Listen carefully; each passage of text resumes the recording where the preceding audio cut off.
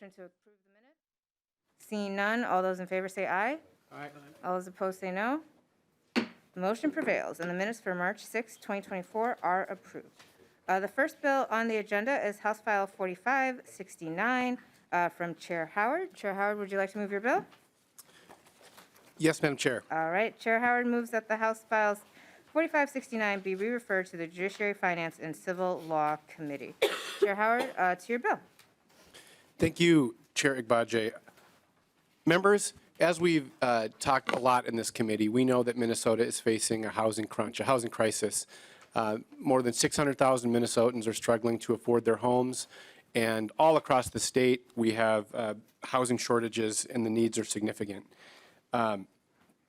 We in the legislature have taken bold steps this last year and beyond to provide more resources to help build more units, and need to take that all hands on deck if we're going to meet this moment into the future. But what we cannot do is have public dollars go to exploiting workers that are building the homes that Minnesotans so desperately need. And unfortunately, a report by the North Star Policy Action Committee has detailed that practice is happening. In particular, the report details how funding through LIHTC projects and TIF financing has been used in ways that have really done exploitive things for workers. And I really hope folks will read the report or the one-pager attached to it, because it's really alarming and should be a call to action for the legislature that we need to take action.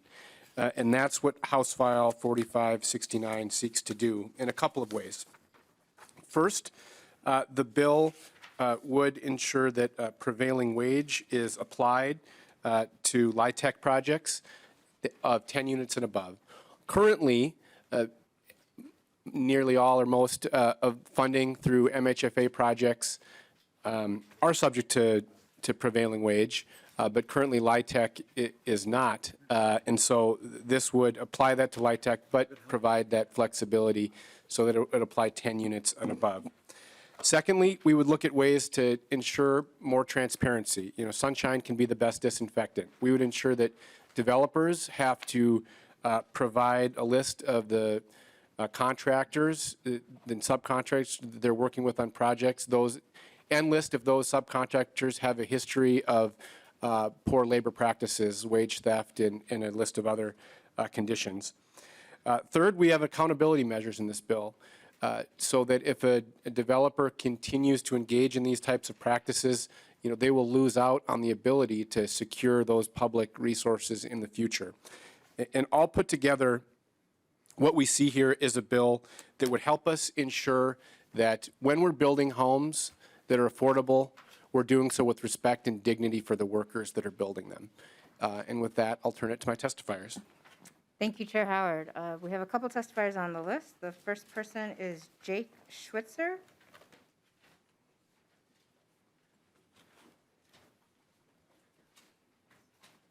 Welcome to the committee. Please state your name for the record and then proceed with your testimony. Thank you, Vice Chair. Thank you, Chair. My name is Jake Schweitzer, and I am the Executive Director of North Star Policy Action. We're a think tank that promotes data-driven solutions to help working Minnesotans thrive. I'm here to speak in favor of House File 4569. Minnesota faces a severe housing crisis caused by a shortage of affordable homes, and the problem is getting worse. The supply of low-cost rental housing in Minnesota has actually decreased by a quarter over the last decade. More than 10% of Minnesotans are cost-burdened, which means they spend more than 30% of their household income on housing. Now, thankfully, as Representative Howard said, this legislature has stepped up and last session provided record investments to address housing affordability. Most sources of public financing for affordable housing do already have strong labor standards, which is critically important because wage theft and exploitation are persistent problems in the multifamily housing construction industry.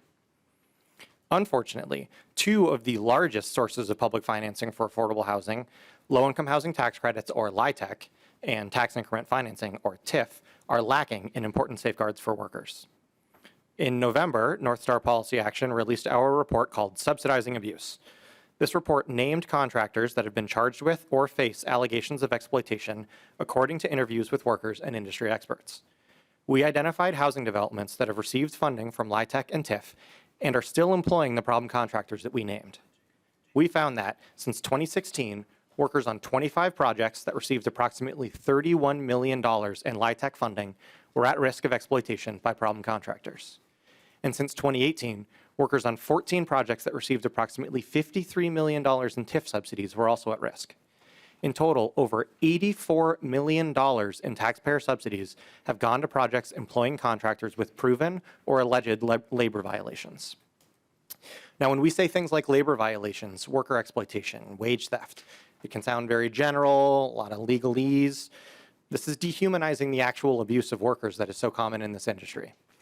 In our report, we're talking about contractors who have refused to pay their workers' wages and offered them illegal drugs instead, or used child labor, or threatened to fire a woman for reporting sexual assault on the job, or covering up serious workplace injuries. If you're a contractor who's guilty of abuses like these, you shouldn't be working on publicly subsidized projects. It's as simple as that. And developers need to be held responsible for the contractors that they hire. That's why this bill, HF 4569, is so important. Expanding prevailing wage requirements to LIHTC projects will protect workers on those job sites and across the industry from depressed wages. Increasing transparency of who's actually working on these projects will make it harder for bad actors to avoid accountability through layers of subcontractors. And increasing developer accountability will mean project owners can't shirk responsibility for abuses on their projects, all while collecting the profits. Thank you for the opportunity to testify today. Thank you for your testimony. Next on the list is Lucas Franco.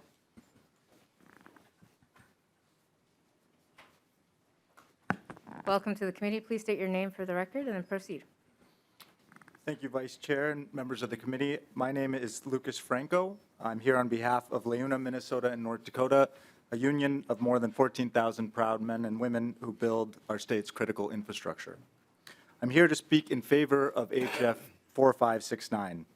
As we've heard, there continues to be a widespread shortage of affordable housing.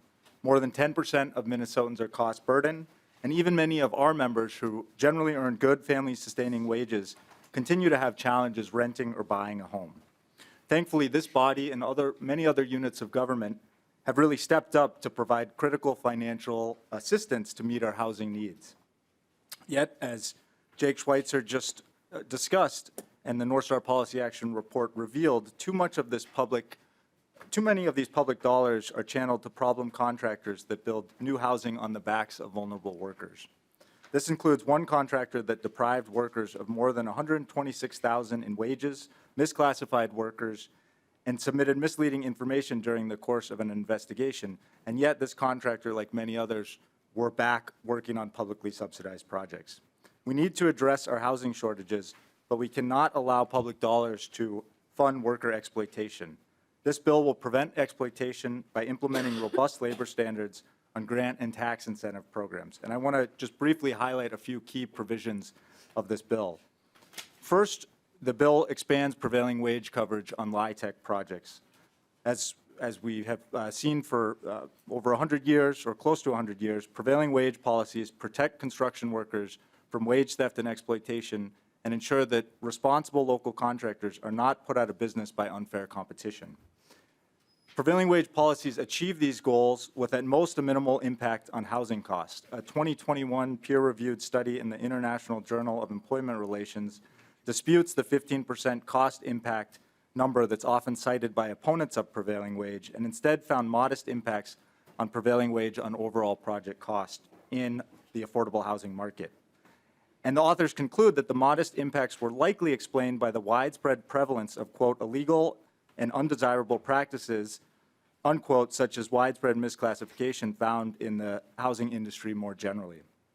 Second, this bill will prevent the use of problem contractors on all types of MHFA-funded projects by applying the Minnesota's well-proven and effective responsible contractor law into the space of public financing.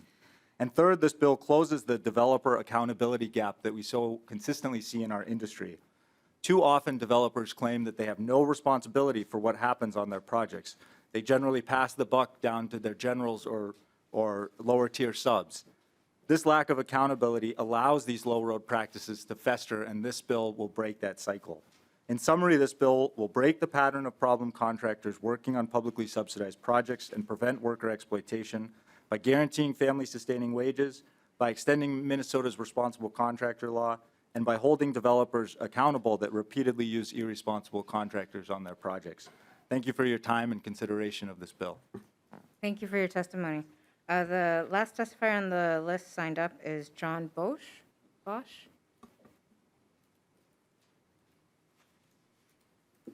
Please state your name for the record and proceed. Thank you, Madam Chair. For the record, my name is John Beshy. I'm with the Associated Builders and Contractors of Minnesota. Thank you for the opportunity to provide some comments on HF 4569. ABC is a trade association that is made up of 340 commercial and industrial contractors and their 20,000 plus employees. These men and women are part of the 75% of the construction industry in Minnesota that choose to be merit shop craft professionals. ABC promotes free enterprise and fair and open competition in the construction industry in which anyone can succeed based on merit. We oppose violence, coercion, intimidation, and the denial of the rights of both employees, management, and we believe that work opportunities should be made available to all people regardless of labor affiliation. ABC is opposed to the requirement in this bill that would require the prevailing wage to be paid on multifamily housing projects with 10 units or more. These projects are funded with otherwise private dollars, and we are concerned that such a mandate will limit competition, increase the cost of construction, and result in overall higher project costs. There are numerous studies out there that show that prevailing wage does increase the cost of construction, but more importantly than any study is the experience of our local Minnesota ABC contractors who have often reported increased bid costs due to various prevailing wage mandates, oftentimes with a cost increase of at least 10 to 15%. In fact, just this last fall, we had a local member who had contracted to perform improvements for a school district in southwestern Minnesota. The project was originally bid with prevailing wage requirements, and after seeing the increase in costs due to those requirements, the school district ultimately decided to rebid the project at market rate. We're concerned that these increased project costs will be passed on and that this will have the adverse impact of driving up the cost of multifamily housing, making affordable housing more expensive for those who need it most. In conclusion, while we support efforts to enforce current wage theft prevention laws and ensure that workers get paid, we don't believe that the prevailing wage mandate will aid in this effort. Rather, we are concerned that the unintended consequences of such a mandate will result in fewer contractors building low-income housing, opting instead to build market-rate multifamily housing units where they can pay the local market-based wage. Instead of enacting policies that make it more difficult for high-quality local contractors to compete, we urge the state to enact policies that promote fair and open competition in the construction industry. We respectfully request a no vote on the bill or that it be amended to remove the prevailing wage mandate. Thank you very much for the opportunity to testify. Thank you for your testimony, John Beshy. Are there any members of the public wishing to testify? Seeing none, I'll open for member discussion. Yes, Representative Myers. Thank you, Chair Abage. Chair Howard, I just wanted to touch on wage theft, and I know last session Representative Feist had passed a bill, and so I'm just wondering if you feel like you are taking this stance because that bill didn't do enough, or how those bills kind of interact with each other. Chair Howard. Chair Agbaje, Representative Myers, this bill is specifically targeted some of the issues that were sort of unearthed with the report that was mentioned, particular to housing practice. So it's narrow in focus in terms of what we see is happening, in particular with projects funded through these LIHTC dollars, and in sort of assessing how those projects are funded, a solution that's sort of narrowly tailored to those issues. Representative Myers. Yep, and just to follow up, so is it you're saying that previous legislation that passed didn't cover this, and that's why you're doing it? Chair Howard. Chair Agbaje, Representative Myers, I'm not versed in the details of Representative Feist's bill, but know that these solutions are tailored to the practices that were going on, and are warranted. Representative Myers, any further questions? Okay. Representative Dotson. Thank you, Chair Abaji and Chair Howard. Question I've got is what does it look like as far as transparency of this, so there's some accountability as we manage through this program? Chair Howard. Yeah, thank you. Good question, Representative Dotseth. So the way we look at transparency in the bill is through disclosures. And so we make sure that developers, if they're going to be using a subcontractor that has sort of past issues with either a conviction, a court judgment, an agency determination, a legal sentiment, ongoing criminal civil investigations, a number of things, we require that the developer report that publicly. And we think that'll have an impact. You know, if a developer knows that they have to sort of, the contractor they're pursuing has these violations and know they're going to have to sort of say this is who we're using, we think that'll discourage, hopefully, using some of these bad actors that sort of have a history of poor practices. Representative Dossett. Thank you, Chair. I guess just a follow-up question. Any potential liability that would fall upon any of the players involved with this as well? Chair Howard? Chair Bodger, Representative Dotseth, could you say more? I'm not sure I quite understand. Liability, any passing of liability that may go on to this as we move forward with this, since this is managed, presented in this manner? Chair Howard? Does that make sense? So are you saying who has the liability if a would liability subcontractor versus a contractor Correct. versus a, yeah. This bill doesn't really touch on those aspects, so I'd assume existing law would be in place in terms of who has liability for X, Y, and Z.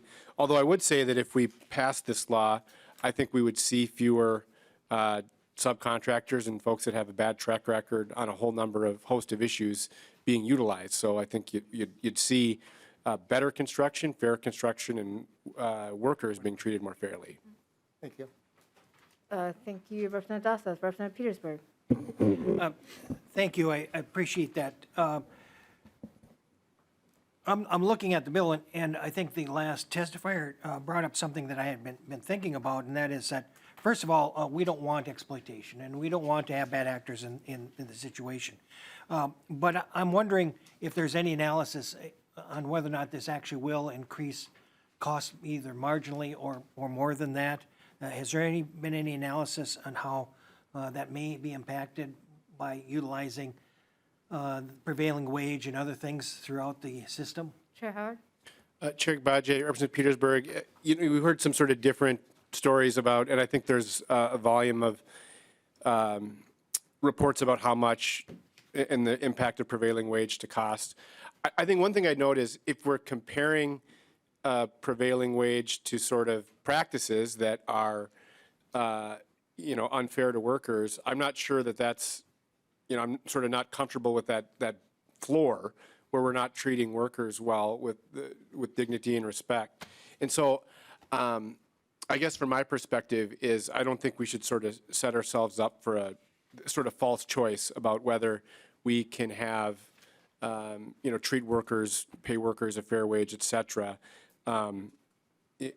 while, contemplating sort of, well, is this going to cost too much? I think we can do both at the same time. And I think the evidence is that we're not seeing costs, really drive up with prevailing wage. And I would mention that already prevailing wage applies to, public funded projects at MHFA. And MHFA administers these LIHTC funds.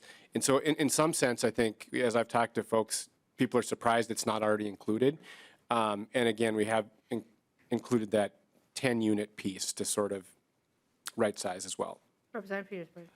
Thank you. And no, I agree with you. I'm not saying we should think about the floor as being there. I'm just being realistic Yep. in saying that if contractors have been doing these practices, it's sometimes in order to underbid, et cetera, which then has a tendency that the overall cost could go up. And I'm just saying realistically, when we look into the future and these programs are, if there is a percentage increase that we would now have to bake in order to do what is right, basically. So I'm not talking about that we need to use that as a floor or use that any reason why we shouldn't do this. I'm just realistically saying, when we do things that we are in this particular situation looking for, we have to understand that there's a little cost that has been built into the budget, and we have to just be realistic about that. That's all I was referring to. Thank you. Representative Johnson? I don't see anyone else, so I think it's your turn. Chair Bajay, Chair Howard, I like overall like the concept of this bill because we do not want wage theft whatsoever.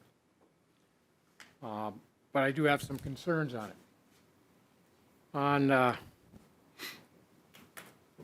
In subdivision 5, lines 20, or 3.25 to 3.26, it talks about the recipients being responsible for the correction. I'm just wondering, is that the recipient of the grant from MFHA, or is that the recipients from the funds for that was given to say, the contractor to pay his employees, Chair Howard? or a subcontractor that was given to pay his employees? Chair Agbaje, I might ask a nonpartisan, but I'll just ask nonpartisan if they would. Mr. Cope? Madam Chair, Representative Johnson, I believe the reference here is to the recipient of the MHFA funds, whatever entity applied for and received the grant or loan. Lead Johnson? Chair Badger, Representative Howard. So that'd be the, possibly the developer. Now, with the developer who hired a contractor, or a general contractor who hired contractors, who may have hired subcontractors, that the developer has no clue who they were, but the developer is at fault, and he's the one that's getting charged. Even though he paid for it, now he has to pay again.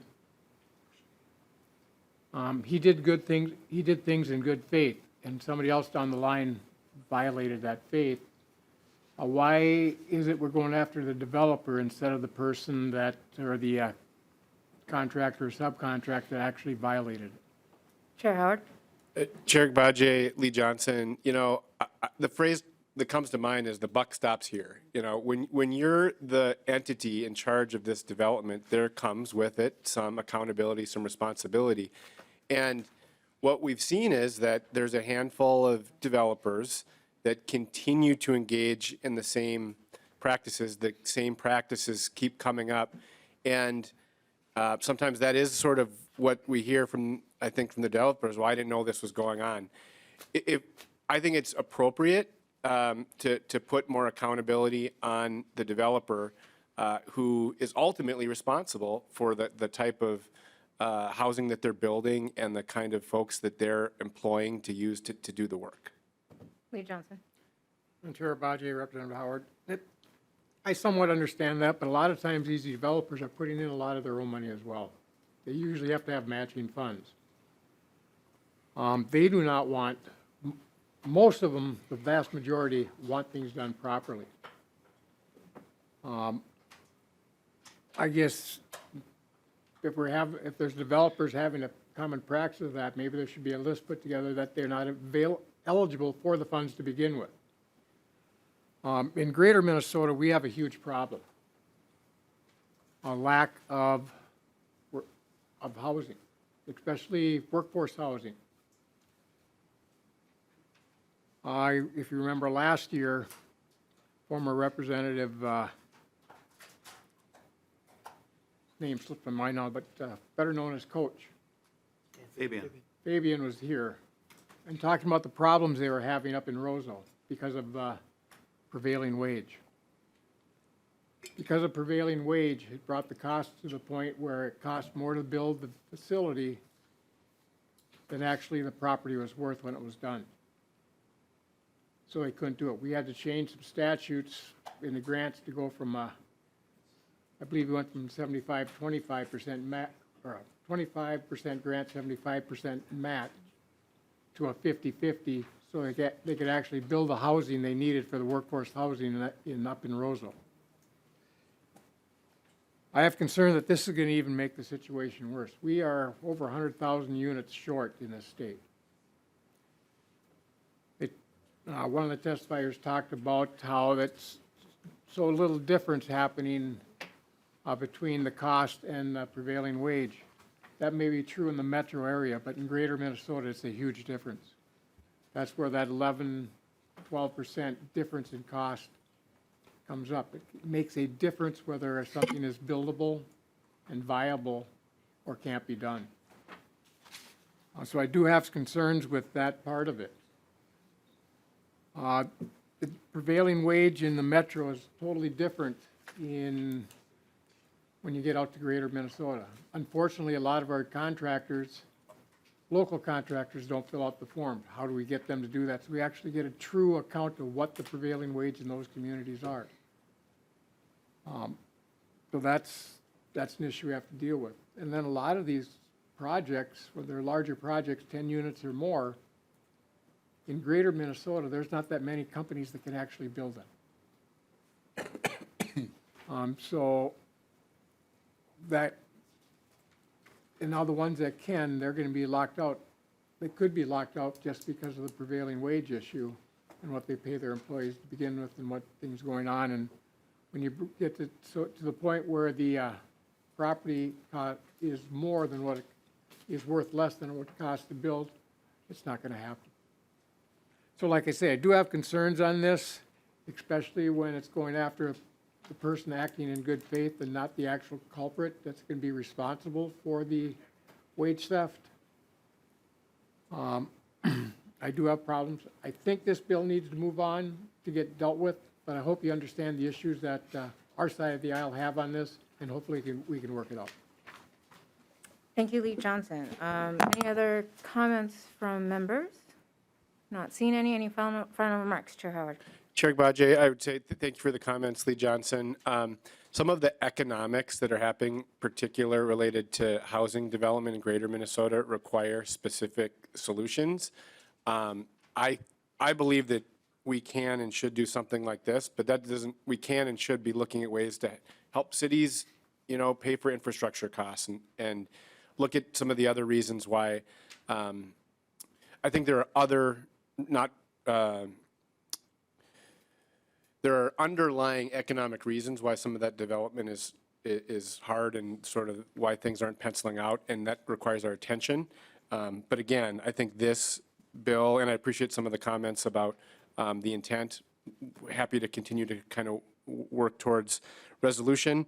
And, again, I hope we can have agreement essentially that public dollars should never fund worker exploitation. Again, that's what this bill seeks to do, and I'd appreciate the support of the committee. Chair Howard renews the motion that House File 4569 be re-referred to Judiciary, Finance, and Civil Law Committee. All in favor say aye. Aye. Aye. Aye. All opposed? No. House File 4569 is referred to the Judiciary, Finance, and Civil Law Committee. All right, second bill on the agenda, also Chair Howard. Chair Howard, would you like to move your bill? Yes, Chair Baja, I will move my bill. Chair Howard moves that House File 4271 be recommended to be placed on the general register. Chair Howard, to your bill. And I think I do have, Do you have an amendment? do we have an amendment? Not in the packet? Don't have one with me. We don't. We prepared one. This is something we could, there's a technical piece that we could address on the floor, Okay, but happy to proceed. okay. We'll move forward with the bill as is. So House File 4271 is a very technical bill, but it's also a very important bill related to making sure that we maximize our ability to provide and preserve public housing all across the state. We've talked about this issue and deployed more resources in recent years to help build and preserve our public housing that's owned and operated all across the state. And our public housing authorities do amazing work to try to maximize everything they can do to provide this housing, address community and local needs.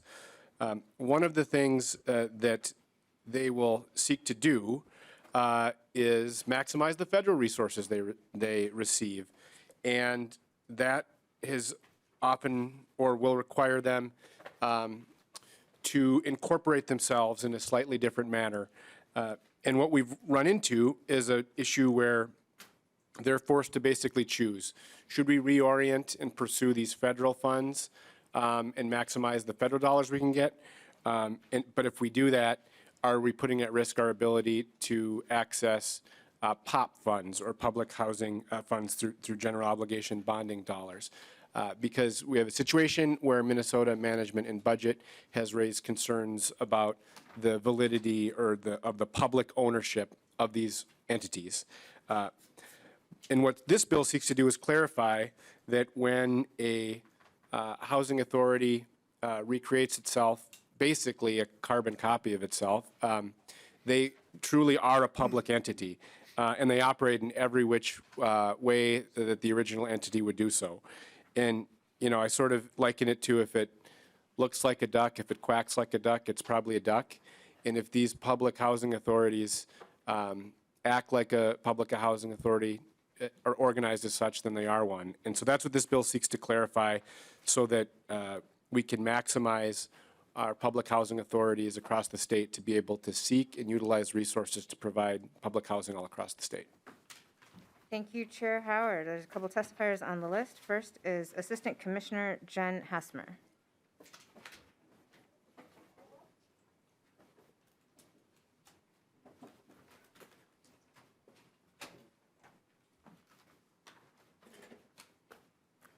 Welcome to the committee. Please state your name and proceed with your testimony.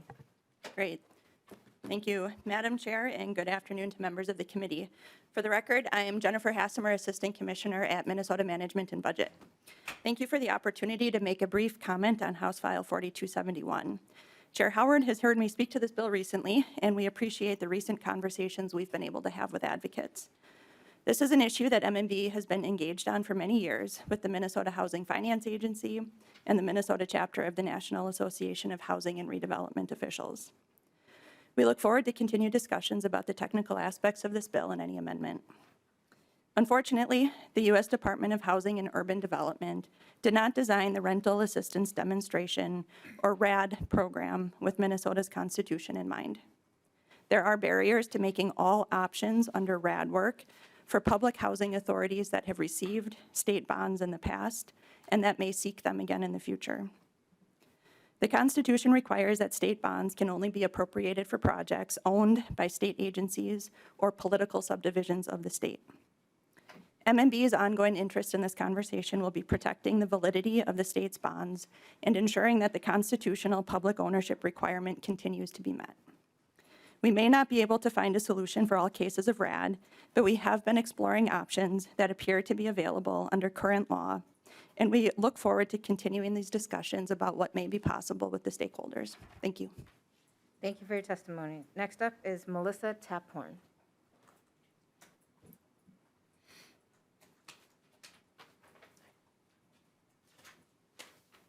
Welcome to the committee. Please state your name and proceed. Thank you. Good afternoon. I'm Melissa Taphorn. I'm the legislative chair of Minnesota chapter of NARO, our National Association of Housing and Redevelopment Officials, and the executive director of the Washington County CDA, or Community Development Agency. Chair Bajaj and Lee Johnson, committee members, thank you for your consideration of House File 4271. You've heard repeatedly from us about the shortfall of federal funds, and you have repeatedly responded with general obligation bonds for public housing rehab. Thank you very, very much. We really appreciate that. We know that's not a never-ending supply of money, however, so we've continued to look for other means to not only address that capital backlog, as well as keep up with the maintenance of our public housing. HUD has even provided us with some paths to do that. That's called repositioning. RAD is one of those paths. But these paths allow housing authorities to bring in other federal funds as well as borrow as needed against the properties to address our capital needs. A couple of these paths require the housing authority to create a separate entity while still in the housing authority's control. And that's where we have a disagreement and issue. However, we're unable to do that if we have a POP loan and intend to apply for one because the new entity is not considered a public entity according to Minnesota Management and Budget. This bill attempts to cure that. It is important to note that it does not expand the number of properties that are eligible for POP funds, nor does it circumvent the public purpose and public ownership eligibility for general obligation bonds. My colleague from Minneapolis will share how this impacts their portfolio, but while you listen to his story, please keep in mind that the vast majority of housing authorities in Minnesota have one public housing building, maybe usually less than 50 units. And they don't have in-house counsel to advise them or negotiate a case-by-case basis with MMB. For my housing authority, we took out a $271,000 POP loan about 10 years ago against our 40-unit public housing building, which is the only public housing units that we have.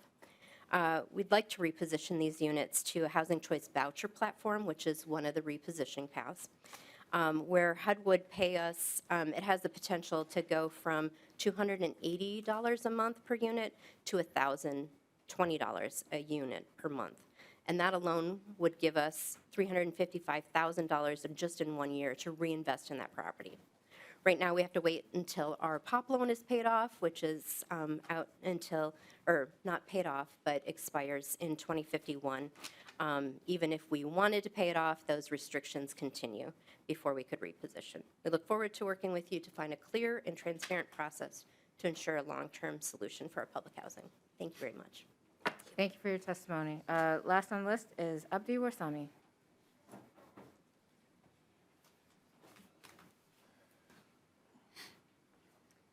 Welcome to the committee. Please state your name and proceed. Chair Abaje, my name is Abdi Wasami, and I'm the Executive Director of the Minneapolis Public Housing Authority. Thank you, Chair Howard, Chair Abaje, and members of the committee for welcoming me today. I'm here in support of HF 4271. My name is Abdi Wasami. I'm the Executive Director of the Minneapolis Public Housing Authority. Currently, MPHA maintains nearly 700 deeply affordable family homes across nearly every neighborhood of the city. For years, these homes existed in MPHA's Section 9 public housing program. During that time, they amassed a major capital backlog following decades of federal disinvestment in public housing. To help save these homes in 2020, MPHA converted this portfolio from Section 9 public housing to Section 8 housing choice vouchers. The conversion was guided by HUD and led to the utilization of a wholly controlled nonprofit community housing resources that could receive federal Section 8 funding. Through that conversion and transfer to CHR, MPHA was able to more than double the federal subsidy it received for operating the same homes. However, it is this conversion that MMB has since determined makes these homes now ineligible for POP GO bonds. Despite being the same MPHA residents, served by the same MPHA team members, guided by the same CEO and the Board of Commissioners, MMB has determined this portfolio is ineligible. We know that because at the time of the conversion, 2 of these 700-plus homes had repairs previously funded by POP GO bonds, and therefore MMB refused to let us convert them. That means we have 2 family homes receiving less than half the federal subsidy that they could be getting, further worsening our capital backlog because of MMB's decision. In fact, it's because of this POP GO bonding issue that the agency came before this committee last season seeking a POP cash grant to clear this capital backlog. Now, I can appreciate MMB's caution in protecting public bonding dollars, but what gets lost in this conversation is that there are 3,100 people living in these homes with a collective backlog of $33 million in maintenance and repair needs. Of the 3,100 CHR residents, 88% are Black, 86% are female head of households, and more than half are children. Well-meaning lawyers and MMB staff might tell you all the technical reasons for why MPHA's wholly controlled nonprofit doesn't perfectly fit MMB's definition of publicly owned. But I'm here to tell you that for every day we spend going back and forth on specific word in state statute is another day a leaky roof isn't repaired, it's another day an old drafty window isn't replaced, and it's another day we risk decades-old electrical or plumbing systems failing because we cannot access POP geo bonds for these homes. I urge members of this committee to support aligning federal best practices with existing state programs and ensure that the most economically vulnerable families in Minneapolis and around our state are invested in the way the legislature intended when it passed more than $40 million in POP geo bonds last season. Thank you again for the opportunity, and thank you for your support. Thank you for your testimony. Any members of the public wishing to testify? Not seeing any, I'll go to member discussion. Representative Nash. Thank you, Madam Chair. I got to make sure I don't knock that on the floor. To the author, question for you. How many total single-family houses can these corporations own at one time? Chair Howard. Chair Agbaje, I might phone a friend with some of our NARO folks.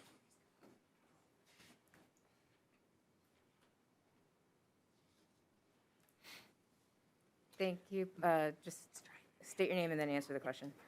Melissa Taphorn, and Madam Chair and Representative Nash.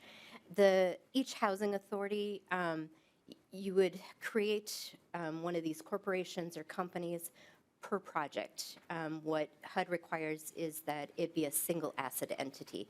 So if you had a collection of scattered sites, the single family homes, you would group those in however many number of units that you would have. Generally, most of the public housing in Minnesota is in an apartment building, so it would be 20 to however many 200 units each public housing building would have. Representative Nash. Thank you, Madam Chair. Well, just to drill down, I mean, we heard, Bill, not long ago that a corporation may not own more than 10. Does it create problems for you with this bill in doing that? Because if you're going to group single families in an area, let's say there's a neighborhood and some public housing authority might own 10, 12, 15, are they going to be subject to the same forced divestment as other corporations? Before I go to Chair Howard, Chair Howard, did you want me to take that, or do you want to take that? Chair Agbaje, I'll just say I do not have the same concerns. These are public, for our public housing. I think there's a giant gulf between how we think about a public housing operator and a hedge fund out on the East Coast. So, Madam Chair. Representative Nash. Thank you, Madam Chair. Well, I think we heard the other day, and then I'll be done, that taking these single-family homes off the potential market to buy is the insidious problem that's trying to be solved, and a public corporation owning them does deny someone the opportunity to themselves gain property rights through the ownership of a single-family home. So I would disagree with you, Mr. Chair, that if that problem is indeed insidious, then this is the same level that would be created. Thank you. Any other comments? All right, well, before we close out, I mean, I think this is an interesting bill for supporting public housing. We want to be able to ensure, since the federal government has not invested in public housing, that we have opportunities for our public housing providers to be able to do so. And similarly, though we're not supposed to talk about other bills at this time, I would say that that other bill has a number of exemptions under which public housing authorities would qualify. Chair Howard, any final remarks? I think, Chair Agbaje, and for folks that testified in the discussion, I really appreciate it. This is an important bill. It's an important issue we need to resolve this year. And so I appreciate MMB testifying and their continuing engagement. I think there's a number of ways to get there, but we need to get there. It's long past time, and that's why it's important that this bill continues to move forward. And Chair Howard, I understand we will be changing the motion for this bill? Yes, Madam Chair. I would prefer that we lay this bill over today and maybe take up this really technical amendment tomorrow, and we can send it out tomorrow. All right, that sounds like a good plan. So this bill will be laid over, and House File 4271 is laid over on the table. Any other announcements, Chair Howard? All right, members, seeing no other comments, we are adjourned.